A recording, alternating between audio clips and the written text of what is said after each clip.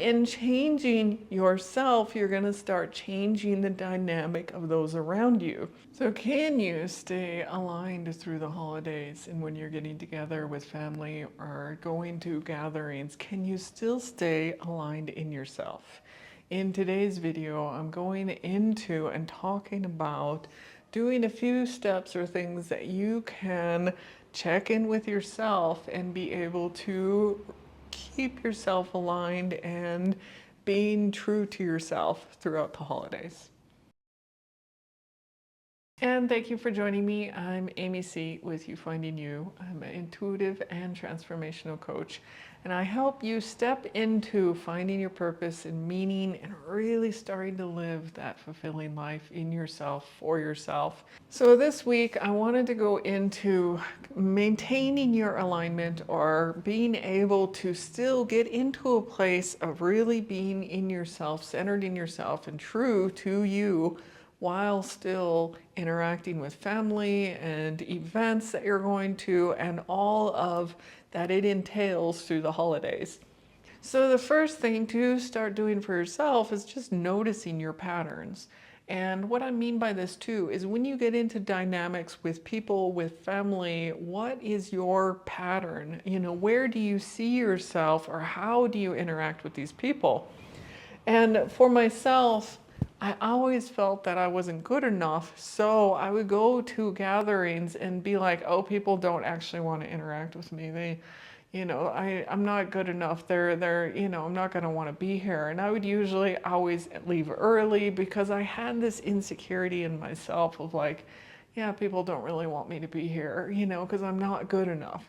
But also with the family unit, I always saw myself as I'm the youngest, I'm also the female, the girl, and was treated like, oh, these are what women things do, these are girl things, and I didn't like these things put on me, but I also felt that I wasn't listened to or heard because it's like, oh, you're the girl, you're the youngest, you just do what everyone else does. But that was a belief and pattern I had in myself, but also it's what the family saw too, or was the expectation among the family unit, and I thought this is how I had to be in that family unit.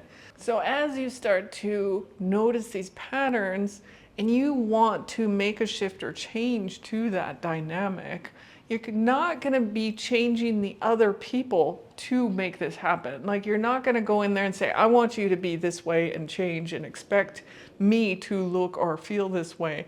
Instead, start to change yourself from the inside.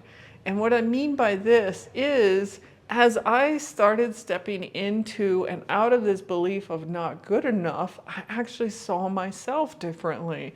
So I showed up differently. Like I actually was like, oh yeah, people do want to be around me and interact with me. And because of that belief in myself, I started interacting, talking more with others. And so when I was at gatherings, it's like, oh, I'm actually having fun and interacting with these people rather than kind of hiding myself and feeling like, oh, people don't want to interact with me. I actually opened up more. And so in changing yourself, you're going to start changing the dynamic of those around you. And it's because you're showing up differently.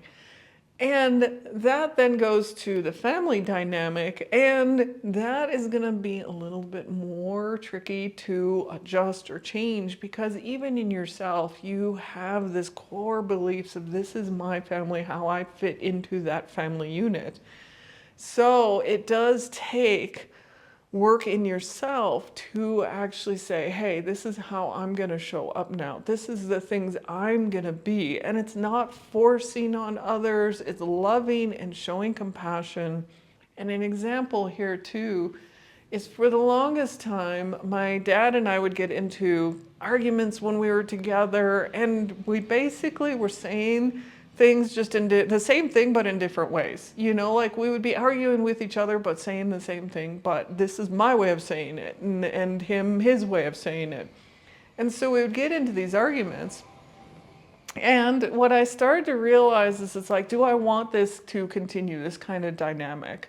And what I saw was that I would make him wrong because I had my beliefs that were like, no, you can't be this way. I don't like that. That's wrong. What I classified as wrong. So I would then, push him and say things that would be like, you're wrong. Well, then he would push me back. And it's like, no, you're wrong.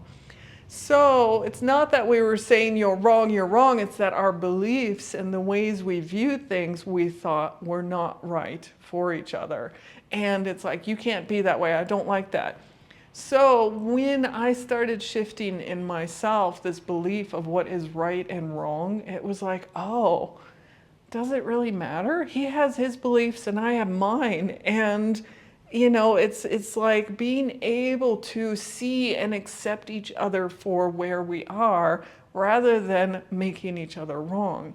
And as I started shifting that, then the dynamic actually shifted between us. So I share this example because, again, it's showing up differently in the family unit, but it's first having to discover how you are actually being or belief that you have in yourself, as well as the belief of the family.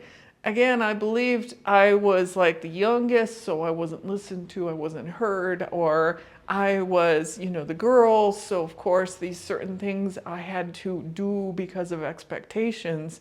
And if I let go of those beliefs and I just was me, then things shifted as well. It's like, oh, like I don't care if I have to wash the dishes, or I actually enjoy washing the dishes. So it's not that I'm being put to do that task because I'm a girl.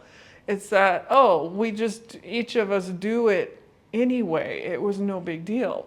So again, it started to shift the dynamic between the family because I started to shift in the beliefs that I had in myself. And something that you can do for yourself as well is to do little check-ins of your posture, your body, when you're in these different situations, like a gathering with people or in the family. Like, what is your posture? If you get small and little, it's like you're trying to keep yourself safe, but you also then possibly feel small and little. And that posture of being kind of closed in on yourself, it's wanting to keep yourself safe, but it's because you're feeling insecure or feeling, not confident. And would have been also posture like, I'm not good enough, I don't want to be here. And so it's closing off people as well from connecting with you, which in a way, at the time when I didn't feel good enough, I did do that.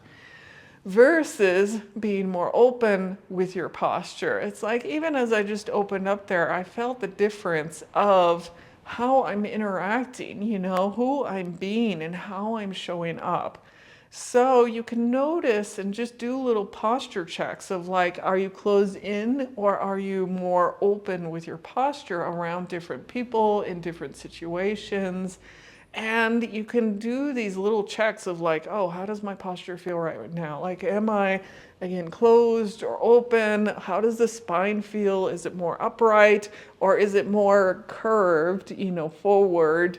And also you can get the extreme of being, so out there, and so it's like, again, just noticing where is your posture, what are you doing in these different situations, and who are you being then in those different situations.